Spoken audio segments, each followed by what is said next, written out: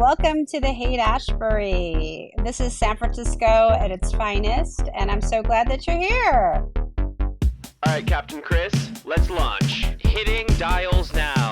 Zippity smash, smash, smash. I didn't know the 101 went all the way to Pluto. Welcome to the birth mega Pluto. Oh no, that looks like a hike. I gotta turn around. Wait, what's going on? It's me, all three of the Furies. That's too scary. I think I'm on the cusp. It's cold, Diva. Actually, as Chris's best friend, I can attest to the fact that the void was always inside them. I love you. I love you. I'm feeling fuzzy. Transcoded! Buckle up, Riley. Strap in, Diva. We're going rocketing.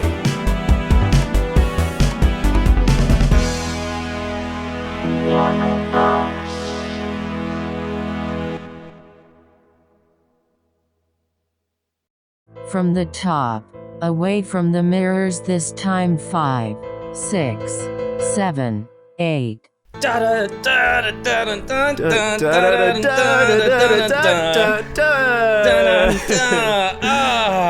Okay, that was the best rendition of the chorus line dance that we've done so far. Yeah, stunning work. I didn't know you could tap dance. I didn't either. It just came out of my gay little feet.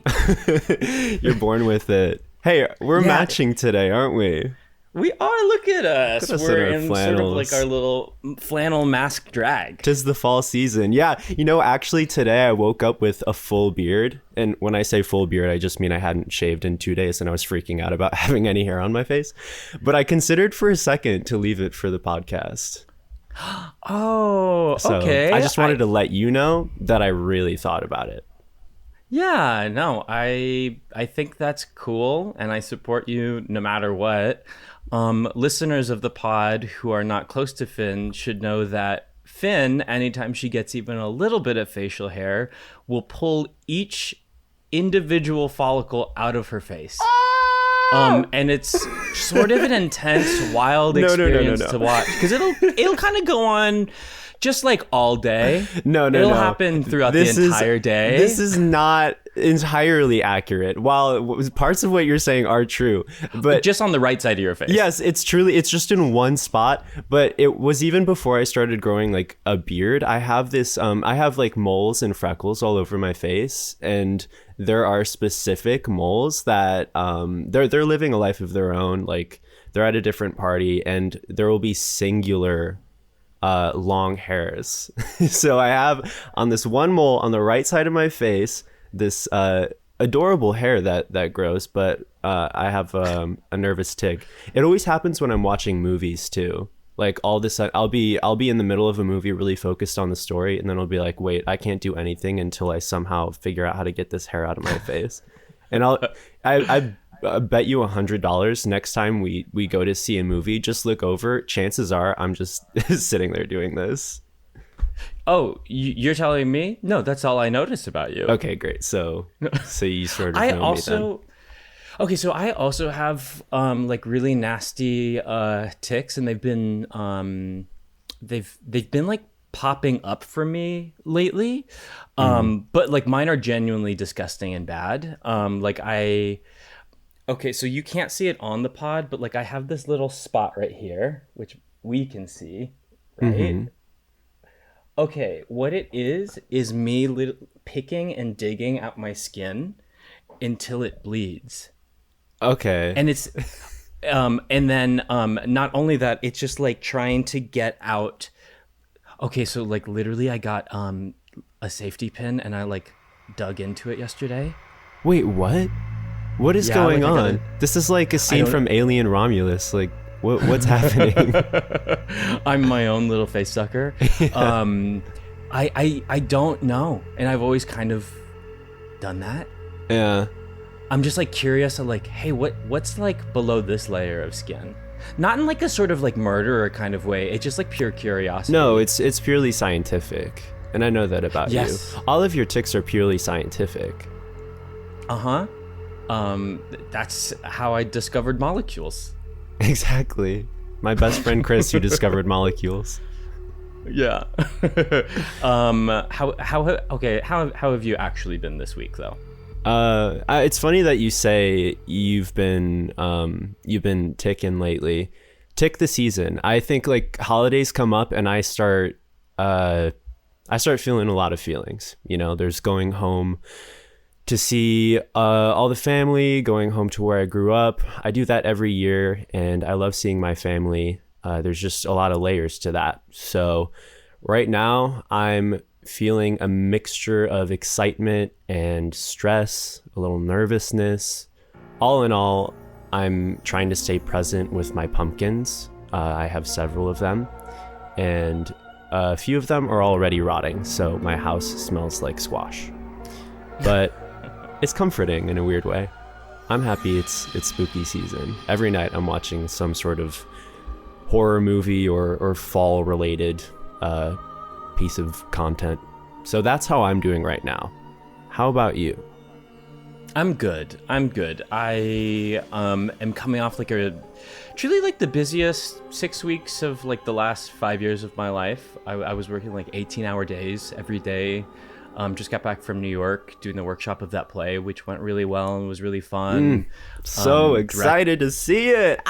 Yeah, I hope it gets to go up. I'm in the middle of planning that Gays versus Straight show, which is going to be at the UCB Theater on Saturday, October 19th at 7 p.m., which you're competing in this time. For the first time, I'll be competing in Gays versus Straights instead of the musical guest. I actually get to participate in the games. Yeah. And we have special co-host Sherry Cola, who usually competes, but will be stepping into co-hosting with me. I'm so thrilled. That's going to be fun. You forgot the rule.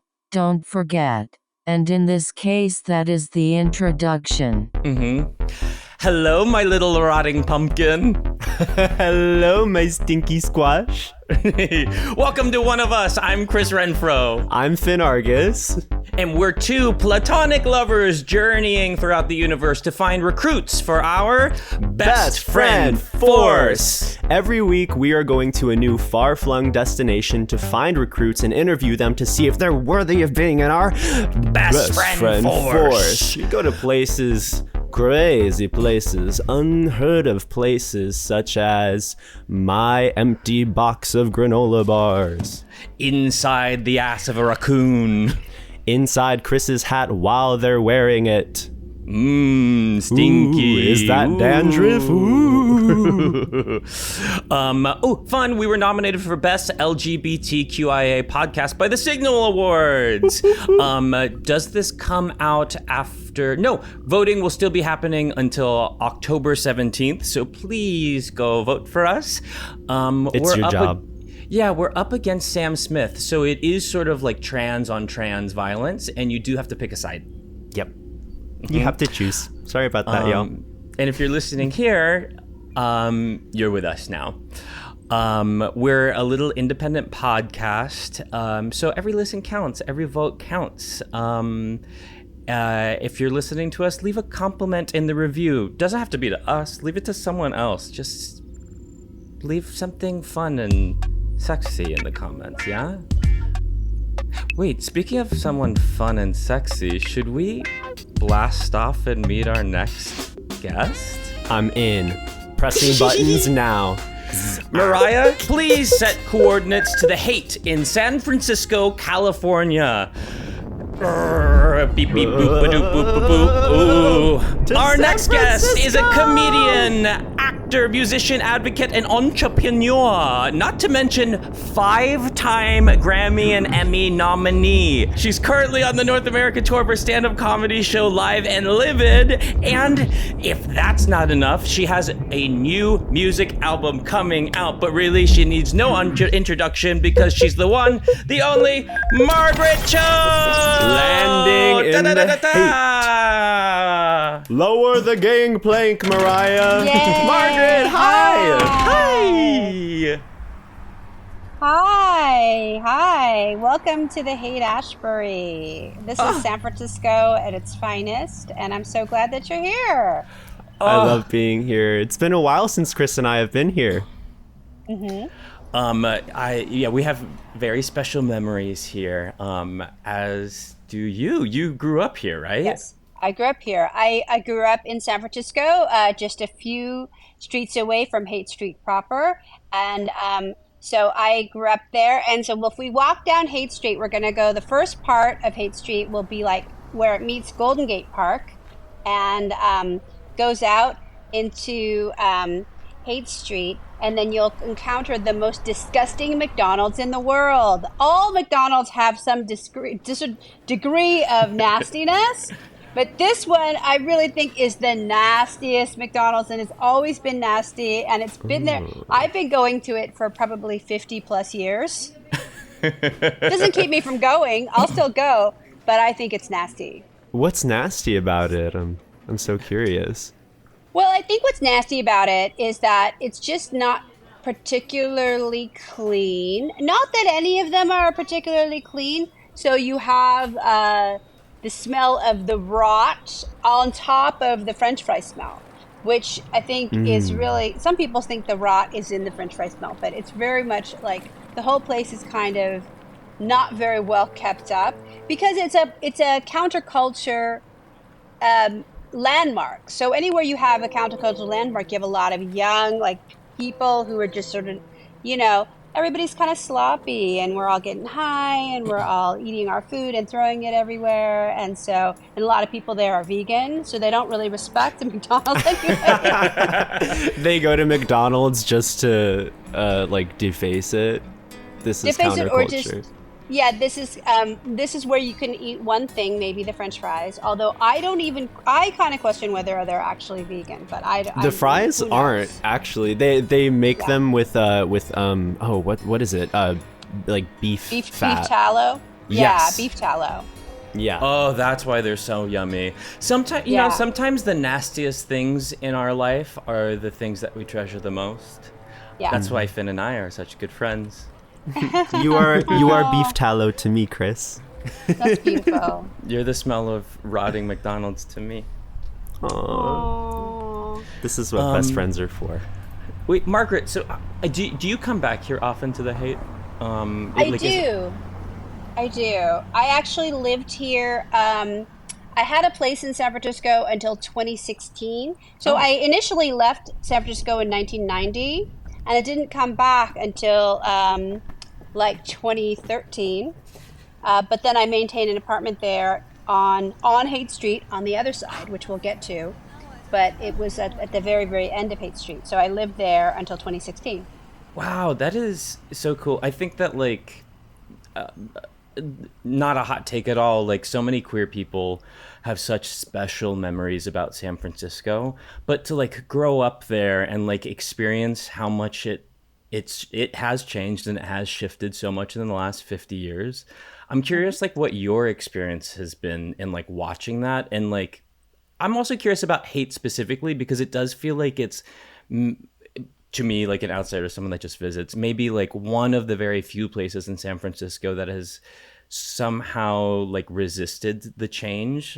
But maybe you can tell me if that's true or not. I think it has resisted change, but growing up in San Francisco, my parents owned a gay bookstore on Polk Street, which is a different neighborhood, but we lived right by Haight Street. And so growing up in San Francisco, you learned that gay was normal and straight was an aberration. So straight people, there was something weird about them. Don't trust them. There's something going on with them. We're not sure, but they're scary. Being gay and being around gay people was safe. My parents are, I guess, heterosexual, but they were very distrustful of straight people and would only hire gay people, would only talk to gay people, would only do business with gay people. So they would never allow me to be around straight people at all. They thought that it was dangerous. And so I was what a fucking growing blessing. up. Oh, It was the my best. gosh. I was growing up in That's the a care dream. of gay men pretty exclusively, and then a couple of lesbians here and there, but mostly gay men. That sounds such a dream. Do you think that in a different timeline, your parents may have been maybe more queer? It sounds like they couldn't be more ally than they come, but Yeah, but allied to the point of we don't like straight people, heterophobic. We're just we don't. fuck with straight people at all. Just because we're straight doesn't mean it's okay. Like that's sort of like the attitude. And there's a couple of darker things that were going on, I think, underneath there because I come from a background, when I was really young, kind of before they had the bookstore and before they went into this thing where I got molested by straight men as a little girl. And so they were like, no more straight people. And they were like, we're just going to be around gay people. And it's so ironic. I don't know if that's the right word, that now they call like gay people predators and all that stuff, which it's not true. It's coming from the straight people. The predatory actions are almost always done by straight men. So I think that was part of it. Like my parents were trying to protect me. But also, they just never had a good word to say about straight people. Still don't. Okay, because like I'm curious. I'm first generation Filipino Chinese. I'm wondering, like, are your parents first generation? Like, or did they, like that feels like so progressive and not like a part of like my experience growing up. And I'm just so curious about that. Well, I am first generation. So they emigrated to the United States in the 1960s. But then I think because they were coming to San Francisco, they were coming in the 1960s. So they came into counterculture on Haight Street, which was all about sex, love, drugs, all free love, free whatever, free thinking, and gay politics, because that was also starting to happen in San Francisco at that time. And then after that. So I think they just were really progressive in their own way, in their own sensibility. And so I don't know. It is definitely different because I think Asian culture overall is pretty patriarchal and pretty conservative. I mean, even Korea now, when they have gay pride, nobody takes photographs because they're just like, we don't want to be out where we are in our normal lives. So it's still very tough to be out and gay. Yeah, it's so interesting. We have I won't out them, but a Korean friend of mine. That's always been surprising. He lives in South Korea, and it's like he is so open about it, but there are so many other things that are so secretive, just like out of cultural mores and social norms. It's just so interesting to me. I'm also sort of jealous of the experience of growing up with Asian parents who are like, not only is it okay, but preferred, please be gay. Yeah. Yeah, be only Go around be gay, gay people. please. Go, please be gay, around gay people, please. I think, and also because they really did know that I was gay. As a child, they could really sense that. So they were trying to make me feel supported in a way that they couldn't support me, So Right. they were like, oh, well, if you're around these gay people, then you won't feel like an outsider. And you will understand that whatever you are, it's totally okay to be that. Were your parents aware of the community that they were moving into? Like, did they know what Haight-Ashbury was like, what like San Francisco as a whole? Like, is that a part of why they moved to that neighborhood? Yes, and they would go, I think before they actually like bought the house that we lived in, they would go to Golden Gate Park and take photos of hippie weddings and kind of like, be like there to just witness they were like, these white people are doing something really interesting. So they would just take photos and like be a part of the sort of love-in experience, even though they were still kind of outside of that. And so I think that's why they bought a house there, which ended up being extremely valuable. They bought it in like the early 70s for about $30,000, which was kind of a lot for a house back then. But when they sold it, which I wish they hadn't have sold it, but they sold it in 2010 for almost $5 million. Margaret! Margaret! What? Which I wish they hadn't have sold it. And I look at it on Zillow, it's still about $5 million. I'm like, because all of the property went up so bad. It's not even like that fancy of a house. It's like just like a 3-bedroom with a nice backyard, but still in San Francisco, that's worth so much. Yeah. So it's still like very, they were savvy about it and they made a lot of money in their retirement and they're really doing well right now, which is great. So, but it was, smart, but I wish they had kept it. I would like it. I would like it myself. Would you live there? Wait, where do you live? I live in Los Angeles now. Okay. And which I've been here in this house that I live in since 1999. So like I'm so like rooted. I'm very like lots of earth signs in my chart or something. I'm Oh, me like too. also yeah. So I can see because you have the lovely greenery and the lush forest behind you. But yeah, I like to be where the trees are, where the roots are. I'm always sort of planting myself down. But I have had like satellite places to live, like on Haight Street, a number of different places all the time.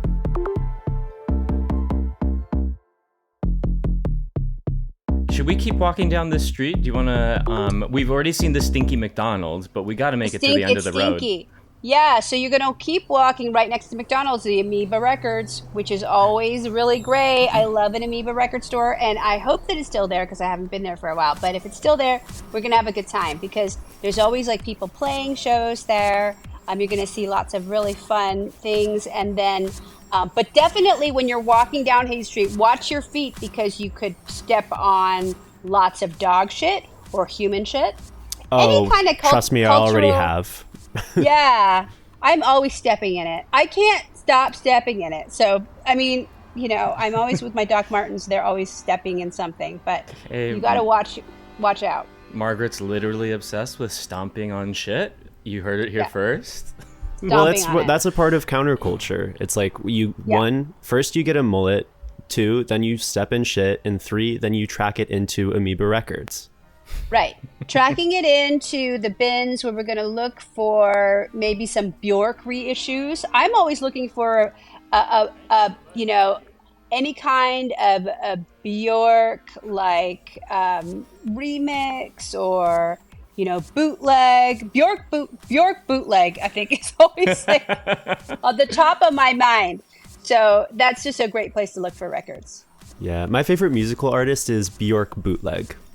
Yeah. I love it. Love her. Honestly, Bootleg Bjork is a pretty solid drag name. Bootleg Bjork would be really good, especially like if there's a queen from Iceland. That would go far. I think that would be really, really good. Have you ever done drag?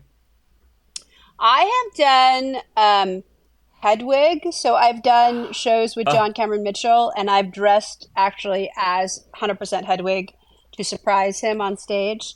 And I've done male drag as Kim Jong-un and Kim Jong-il on 30 Rock. That's right. Which you were nominated for. For an Emmy, yes.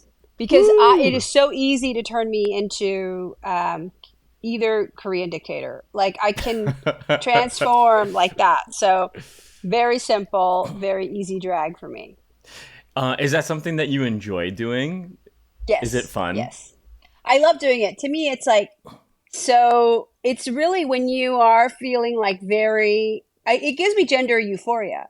Because when you sort of slip into this kind of other gender that you are not normally, not always, it feels very exciting. So I think it's like a very healing thing.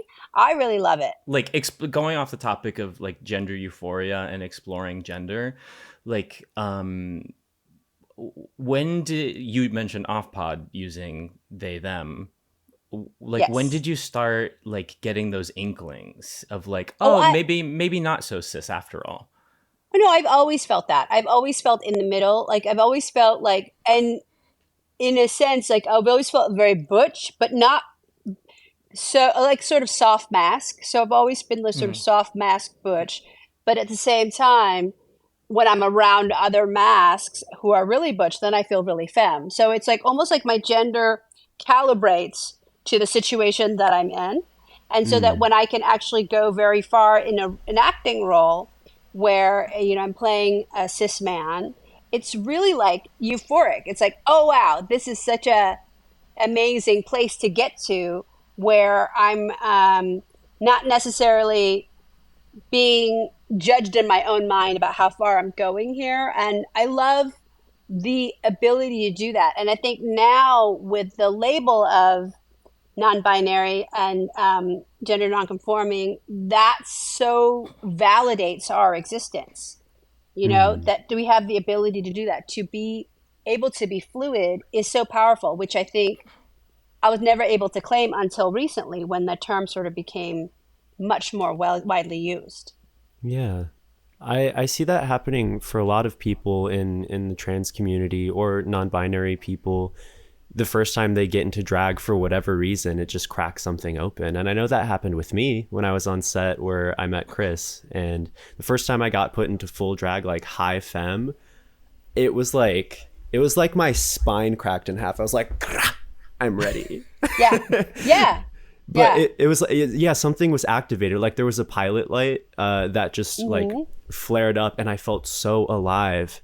Such a special feeling. I think everyone should try drag at least once, because you never know what's like just waiting to explode out of you.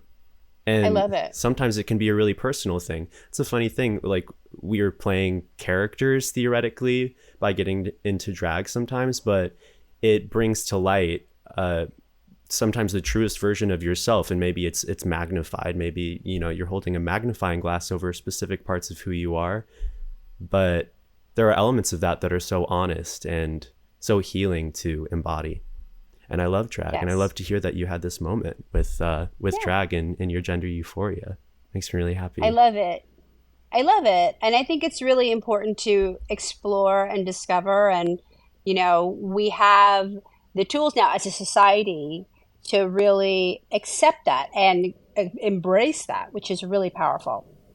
Yeah, sometimes it just takes like swinging so far in one direction, like doing something like high femme drag, to realize that like the road that you were on was not quite the direction that was true to yourself after all. So it like helps you recalibrate and be like, oh, okay, so maybe it's not all the way on that side of the scale, but it's definitely somewhere in the middle. And it was nice, like Finn and I were discovering our trans, non-binary, gender queer journey together a bit. Like we met at a point where we were like just, I think, individually like pretty comfortable and open with like, okay, we're somewhere on this scale. But we spent a lot of our initial hangs together just like crying by the river and like being like, okay, so should we refer to each other as she? Like, how do you want to explore hormones together? It was nice to have someone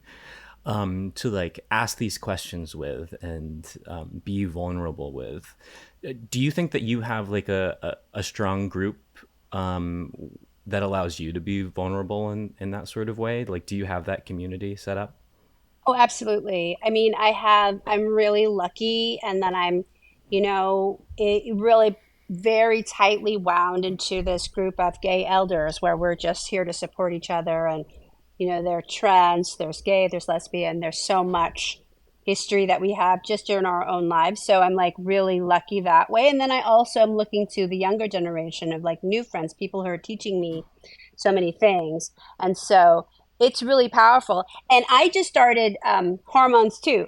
I'm on hormone replacement therapy. Well, as a menopausal woman, just to balance out what like I've been missing physically. And that's one of the reasons I'm so scared about Project 2025 is all of us, whether you're trans or, you know, you're seeking gender affirming care, or even somebody like me who's trying to get back to medically what I feel like is comfortable for me hormonally, we're all going to be denied that if Trump gets into office. It's really scary because it's like you're trying to not only negate the essential component for trans lives to exist, you're taking away so much support for other people who need hormone replacement therapy or gender affirming care who are sort of not necessarily under the trans umbrella. So it's a really terrible thing that's happening.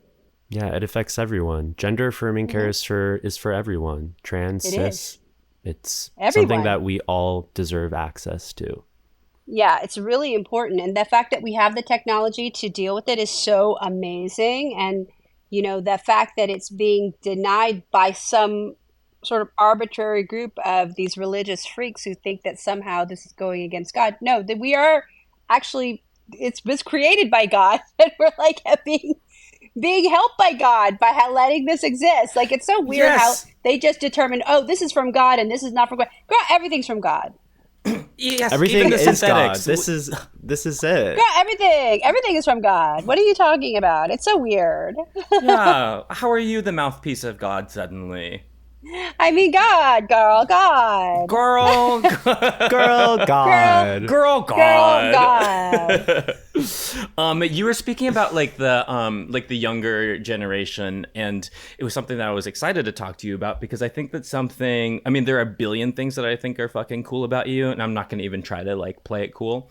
But like one of like my favorite things about you is that you are so interconnected with like the community at large. Like I saw that you just like worked with my friend Sam on his foreskin video. My son. I My son. fucking love that. So and then good. you were So good. funny. you were doing Rivka and Jess's show, The Witching Yes. Hour, My, which my I was- other child. Yeah. All my children. It's so cool that like there is just like a sense of like, no, we're part of the same community and let's work together. I think that's just like so cool about you. Oh, thank you. I love them. Like, I love Rivka and I love Sam. Sam is my baby boy and he's like my youngest, where my oldest is Joel Kim Booster. He's my firstborn son. And I think and he and I now have gotten to the point where we're like, no, that's my biological mother. You don't understand. That's my biological son. Because we are like of the same, like, it's so, to me, they teach me because they're so smart.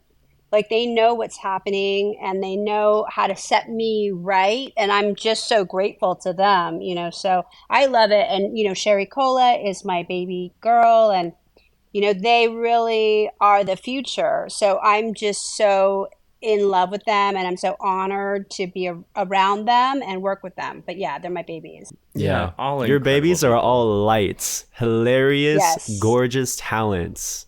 It was such Incredible. a happy surprise to see you in Rivka's short, which is incredible, by the way. Y'all need It's to really go watch good. it. So It's great. really good. Yeah, she's amazing.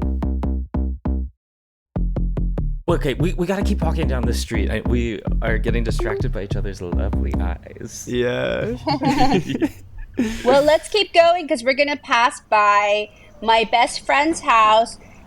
Jerry lived on Haight and Page. And so she lived across the street from a witchcraft store, which I love witchcraft and I love a witchcraft store. And she would buy this fragrance there called Fire of Love, which was her favorite. It was a very heavy, sort of incensey, musky smell that was really beautiful. And she was really beautiful. And she died in 2018. So that's one of like the things that I always think about Haight Street. I always think about her because she was like the mayor of Haight Street and she would walk down the street and everybody would say hi to her and she would stop into every store and she had a relationship with all the merchants and because she grew up there and I grew up there with her. She was my best friend in high school and she's my sister. So it's so weird when like your bestie dies. It's so weird because it's like, girl, dead? Really? Okay. It's like, cool. That's cool. Like, it's so weird because it's just like, I think she was always like the most prettiest, funniest, always like smarter than me, always better than me at school, better than me in comedy, better singing voice, better actor. And now she's deader than me. So girl, you won. You won, you bitch. Girl, you snapped on that one. Yeah, you snatched that life. You snatched death before I could get a chance. So I Go always off think buried. about. I know. Go ahead, be buried then, girl. Like, Stupid. And you were the supportive best friend. You're like, okay, yeah. Actually, by you her ate grave, with that. like, get it. You ate, girl. You ate 6 feet down, girl. She is deceased. Like, and if she could hear me, I'm sure she's hearing me, she would be laughing so much. Like, I always get psychic readings and people are like, who is that loud girl? I'm like, oh, that's Jerry.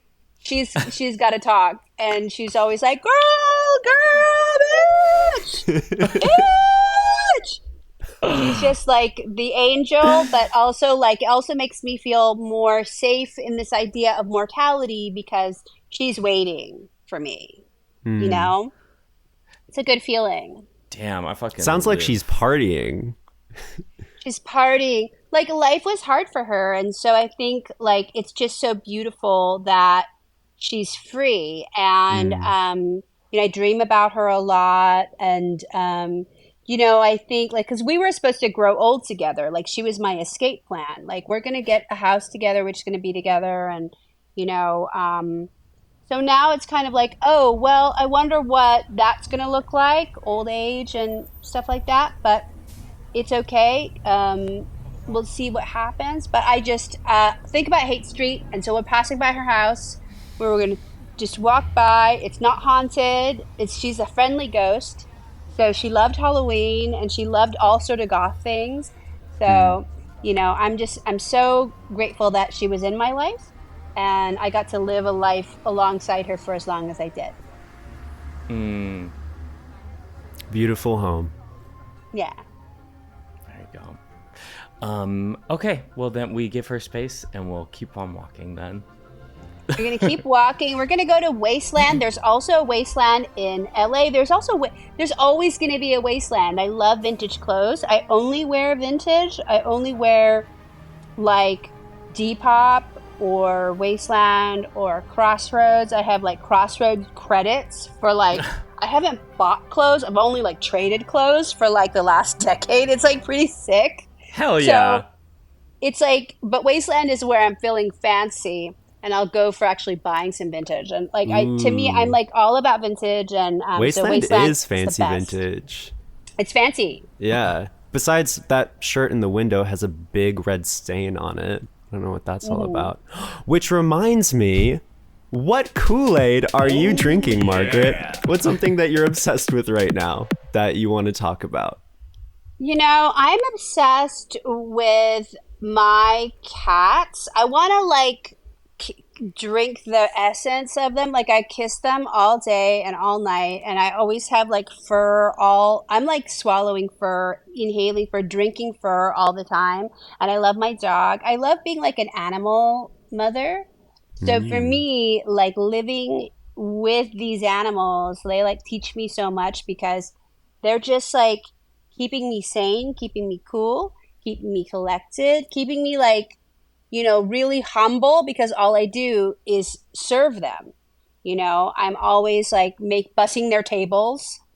I'm always like making sure that they have like I'm a manicurist, I'm a waitress, I'm like hairdresser, I'm a doctor. Sometimes I give them injections. Like I'm very much like in tune with keeping them happy and clean and fed and watered.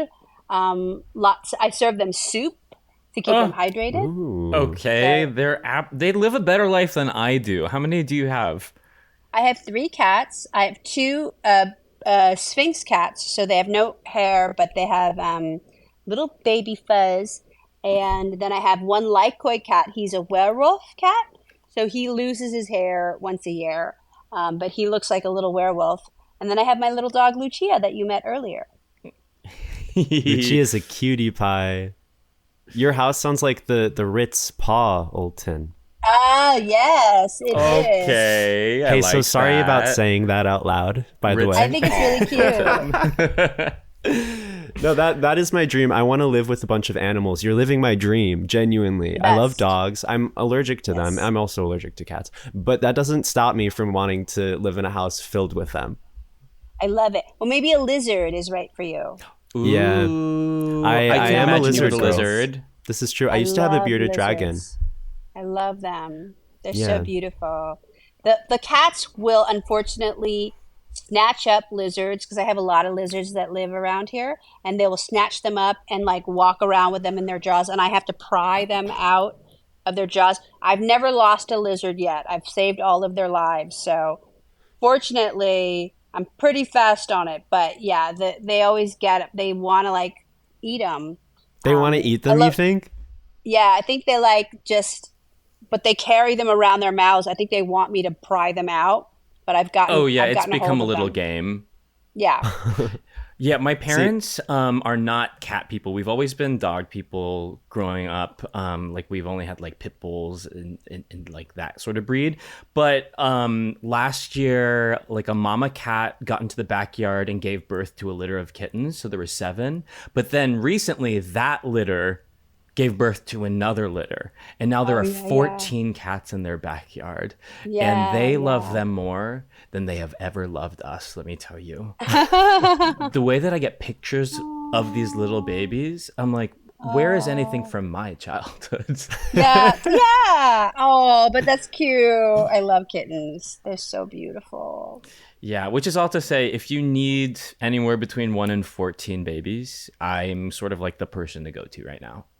I'm tapped into the black market. I love it. Get it. Did you always have animals growing up, or was this a reaction to not having animals? I think, well, I did have one dog when I was really little, but unfortunately it died pretty young because it had mange. It was like really like sad, a really awful situation. And then it was really terrible. We always had fish too. Like, I actually love fish. I love a fish tank, although I think it's kind of like, I don't know how rich their lives can be in a tank, you know? So I think it's hard to like think about enrichment or like what enrichment would be. At least like with lizards and snakes and stuff, you can take them out and like hang out with them and stuff, which is a big part of their lives. But with like fish, I'm not so certain, but I do think they're really beautiful. But I have been rescuing dogs for about 30 years. And now since the pandemic, I started with cats. And so to me, it's just, I think I love them all, but I love these cats so much. Wait, what are their names? What are the cats' names? The cats' names are Sarang, which means love in Korean, and Sacré-Cœur, which means sacred heart in French, and Uju, which means universe in Korean. Ooh, I love those names. Uju. Yeah, Uju. He's my Litecoin. He's the only boy in the house, and he is really sweet. And Lucia. Do you have a favorite child? You know, I wouldn't say. What I do know is they would each claim that they are my favorite. I think they would each all of them would say, "Oh, I'm mother's favorite," because I treat them all very special, and we all have like special private time. You know, because I don't want like sibling rivalry, so I do have a space where I have time for each one that they get their own personalized attention, and so I think they would each say that I'm Mama's favorite. At least I hope that's what I'm trying for. That's such a political answer. You're a diplomat. Yes. You're like, I try to be. They're listening to me right now. Yeah, they can hear it. Margaret they can hear it. There's a knife behind you. I know, there's one of the cats. So scary. Well, going down the questions line, it's time for our next segment. 3 invasive questions. Okay, during this segment, we're going to ask you in rapid fire succession 3 invasive questions, and then it's your job to just sort of like deal with it. So, okay. Margaret, 3 questions back to back to back. Number 1, you are openly bisexual. What is the worst gender? Number 2, if you could steal someone's singing voice a la Ursula, whose would it be and why? And number 3, fuck, marry, kill. George W. Bush, Donald J. Trump, or pneumococcal meningitis? Well, I think I would fuck George W. Bush, maybe. Okay. Kill Trump for sure, and the virus. I would marry the virus. What was it? I think that pneumococcal meningitis. Yeah, I think ultimately that was the one and only correct answer. Great job. Yes, thank you. And then the singing voice. Oh, you know whose singing voice I would steal? Tracy Thorn. She sings the singer from Everything But the Girl. Best singing voice. I don't know if I don't think I know this person. Oh my God. Tracy the best. Thorn. Tracy Thorn, Everything But the Girl is, I'm sure you've heard it because they've been around for 50 plus years. They're an incredible band, and they've gone into electronica, and they're really, really great. She did a lot of stuff with Massive Attack, and lots of trip hop is her. But she has the very best voice. It's like she's telling you a secret. I love a very quiet, beautiful, rich voice like that. And then the other would be Fiona Apple, who's just I've been able to sing with her, and she's taught me a lot, and I love her, as she's a friend of mine and a really amazing artist. But yeah, her voice is like unmatched. It's incredible. Singular. And the worst gender is cis men. Of course, the heterosexual cisgender men are the fucking worst. And I very rarely interface with them. I'm like, if I'm with somebody who's biologically male, they're always a gay man, or gender nonconforming, non-binary, or a trans man. Everybody in my life is gay to some degree. So I very rarely interface with a cis hetero man. But when I do, I'm like, my hackles are, but I never expect them to be good. Sometimes they're all right. Yeah, you can be surprised by them. We recently had a cis het man on the pod. Actually the only cis het man that we've ever had on the pod. And he gets a pass. Sometimes you're like, okay. Andy gets a pass. Every once in a while, they surprise you. Yeah, like, hey, So, but yeah, that they're clearly the worst gender. Yeah. Also, the only correct answer. It's funny. I do the show that I mentioned earlier, Gays versus Straights, and every time we go to book guests, we book that gay spot so easy, gay, and then we get to the straights, and we're like, who could we possibly? Where are they? I don't hang around any. And ultimately, I don't care where they are. Like, that's actually none of my business. Yeah, it doesn't really matter. Yeah, at the end of the day, the only straight cis man that I know is he actually produced our theme song, Brendan Chamberlain Simon. Another straight he's a cis man sweetheart. who gets a pass. He's a sweetheart. He has a heart of gold. In a way, he's a lesbian. He only has lesbian friends, so he really gets it. I do believe that. I really, really feel that. He has strong lesbianic energy.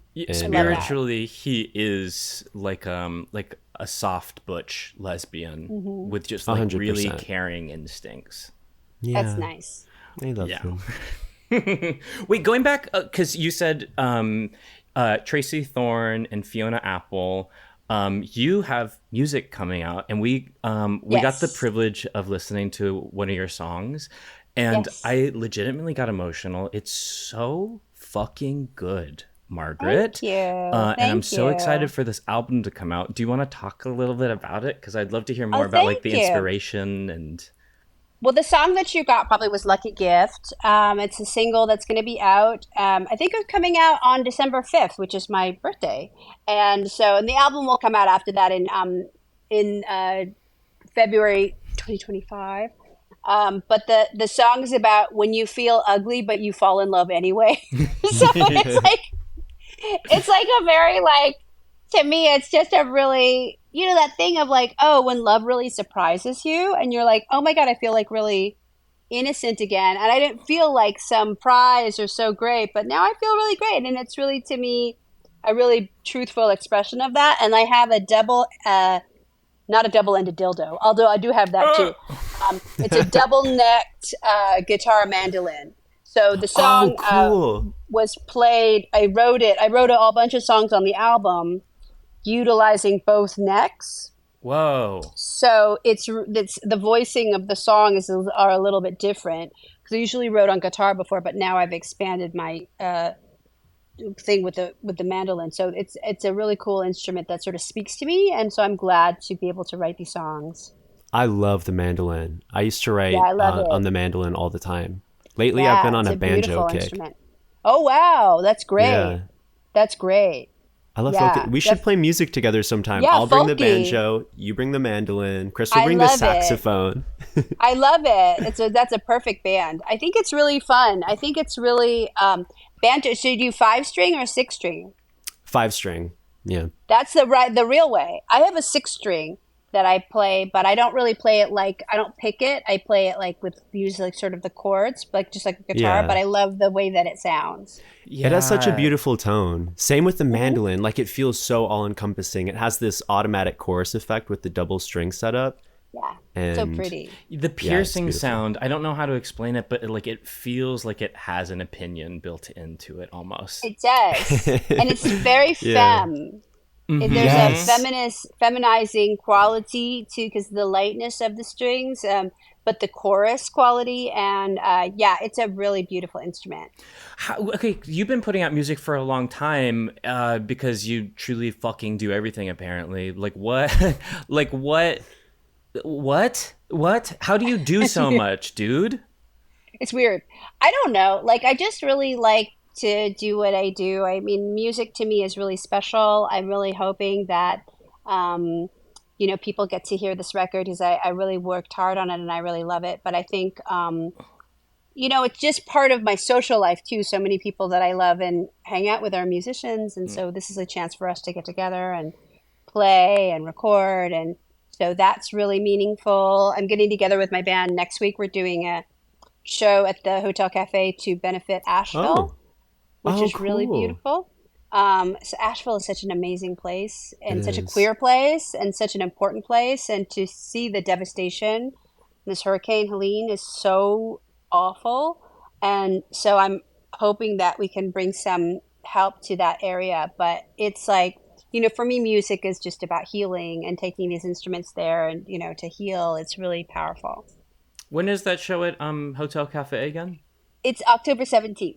Thursday. Okay, maybe Finn and I will be there. Yeah, Perfect. I would love to come. That's so exciting. Yes, please do. Yeah, would love to hear you play live. That's so cool. Do you have Yeah. what of your discography, of the things that you've written and like put out, what feels maybe like right now most special to you? Well, I think it's Lucky Gift, like the songs that I've written on there, they just have so much meaning. And a lot of the songs I wrote after Jerry's death, so they're like written to her. And so to me, it's like a way to work out my own grief towards her. Also, I wrote a song for Robin Williams there. Like that was like really meaningful to me. When I wrote it, and he had died, and I wrote it, and so we did this outreach for the unhoused called Be Robin, because he was a big homeless advocate.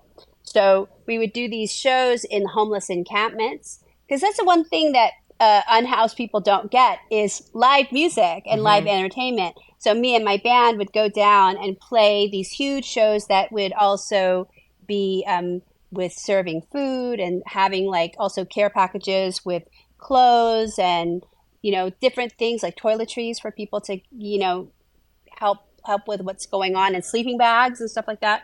So we would do these shows, and I would do this big song that I wrote called Funny Man, which is on the record.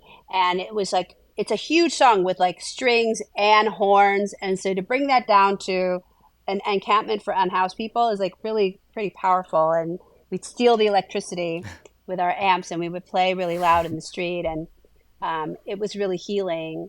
So I love that I got to finally put this song on the record. That I sounds can't very wait to hear cool. it. Yeah, that sounds We really did it on special. Haight Street. We did it on Haight Street because there's a large population of unhoused people there. So we would do it on Haight Street, and there was a big party out on the street. This place is fucking incredible. I love it. It really is. What a special neighborhood. Speaking of Yeah. which, I think we got a little distracted. Are we standing underneath the Golden Gate Bridge now? Oh, we walked We too are. far. We walked so far. We walked so far, but then the journey has been so wonderful with you two, and the bridge is so beautiful. And now it, and the sun is setting. listen to that, Yes. the whistling of the wind through the recent construction on the bridge. I say recent, it's been a couple of years. The loud whistling of the Golden Gate Bridge. Margaret, could you excuse us one moment? Yeah. Enjoy the sunset. Yes. We'll just be right over We'll here. be for a right brief back. moment. Don't worry, All right. we're not gonna miss it. Finn, Chris, Finn, hey, hi, come over hey, here. Chris. Finn. Yeah, yeah. So I'm having such a lovely time. I fucking I'm love having an Margaret, amazing and like time. literally, what a Lovely. surprise! Like everyone says it, you know. It's like, Dream well, come that's true. Cool. Truly, I'm having the best time imaginable. You know, they say don't meet your heroes, but okay, well, exception. Well, here we made, met them, right? and Okay, actually, yeah. it's pretty nice. So maybe they were wrong. So Okay, so Yeah, we we don't have someone as versatile and as iconic as Margaret in our best friend force, and so I think maybe we have maybe we have an opportunity to ask to join. I actually think that might be a good idea because we don't even have a Mandalista yet, so this could kind of be like it's like three birds with one stone sort of thing. You know what Margaret. I mean? Okay. Hey, Margaret. Hi. Oh my gosh. Your shoes are just covered in shit. I know. I've been stomping. That's why they call you Happy Feet. Yes. So we were just having a little conversation back over there, and we ask all of our guests this, and we mean this in earnest. So we would just like to ask you one simple thing, Margaret Cho, are you one of us? Yes! Yay!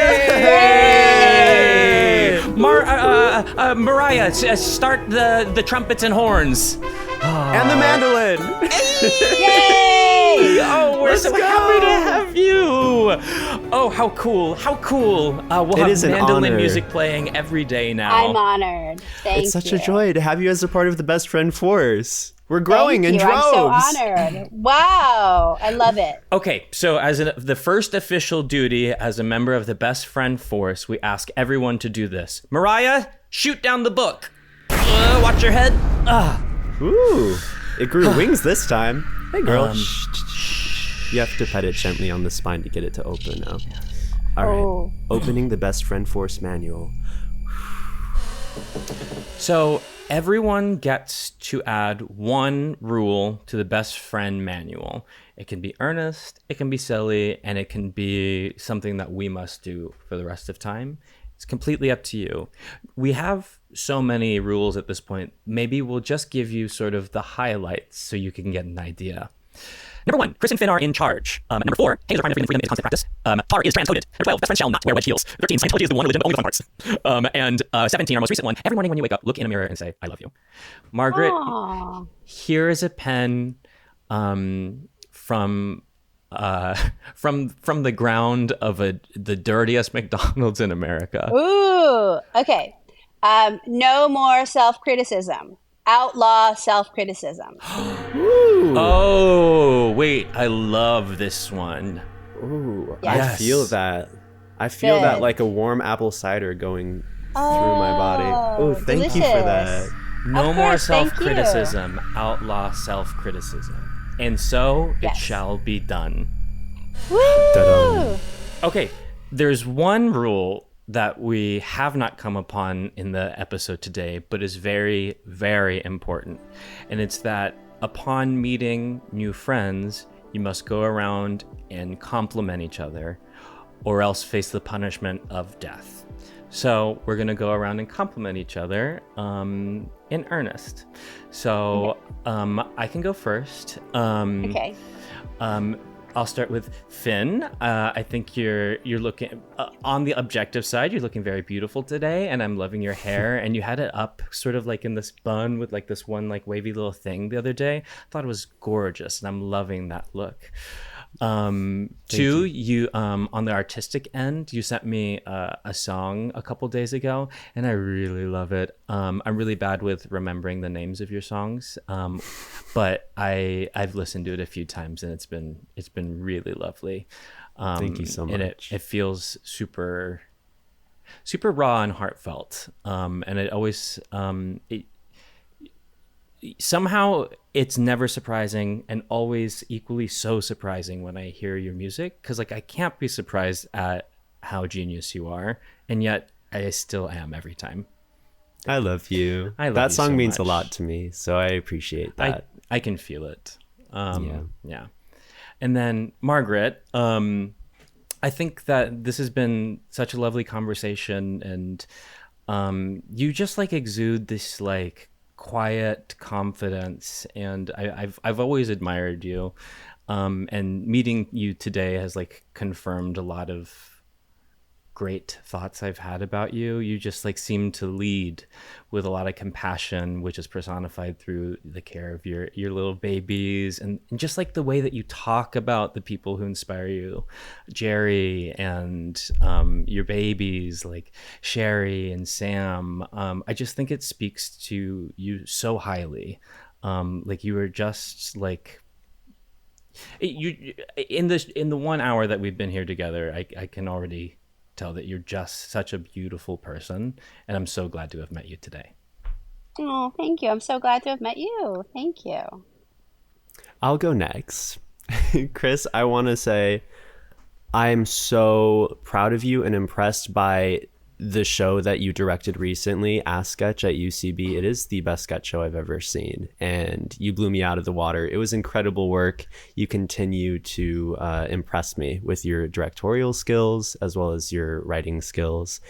And I just wanted to say that everyone listening, Chris is directing this incredible sketch show at UCB, and it's coming back, so you should come see it. It's genuinely the best live sketch show I've ever seen. Thank you. Go you.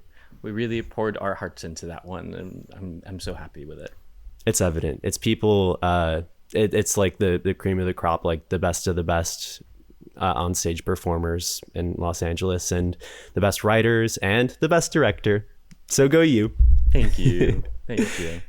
And Margaret, I've thought you were hilarious for the longest, and being here with you today has let me into a new layer of your being, which is that you're such a grounded, empathetic, sympathetic, thoughtful person. And it's been a joy to sit here and talk to you, get to know you, get to know your story, get to know this place that you grew up in a bit better.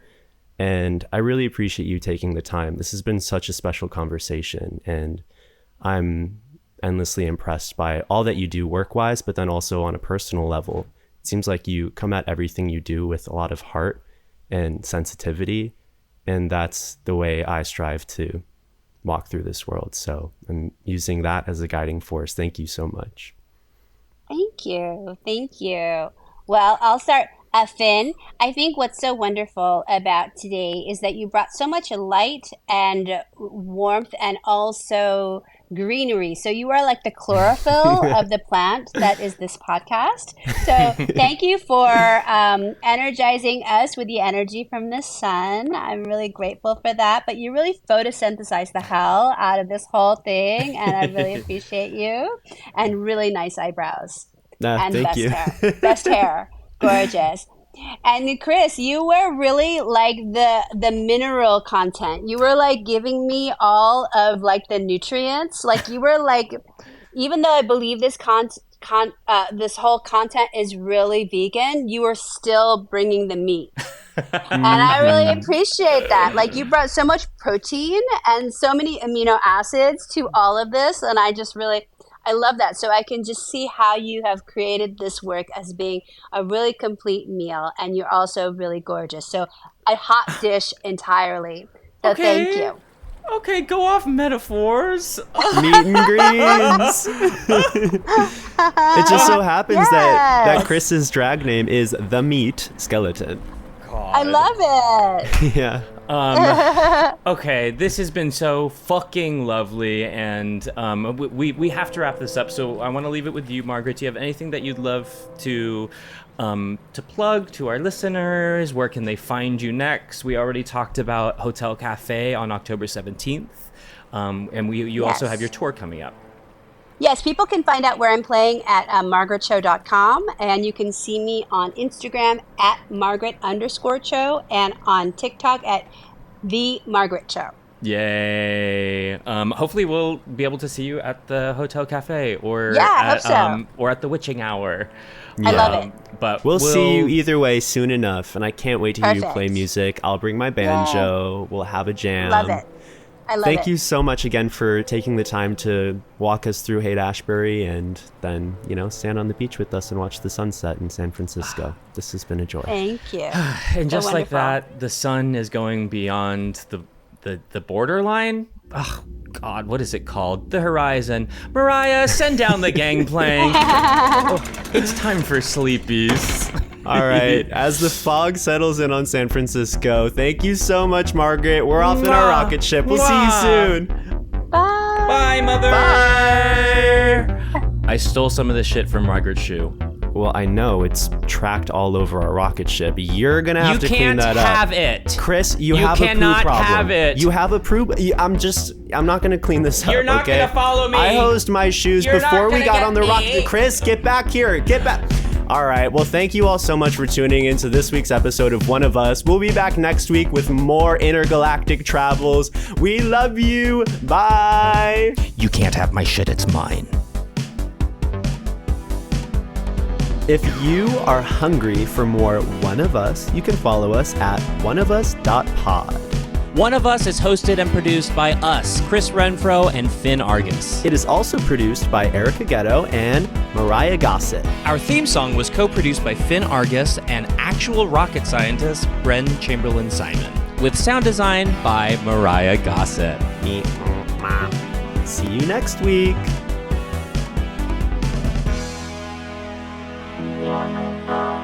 Girl, Girl, God. Girl, God.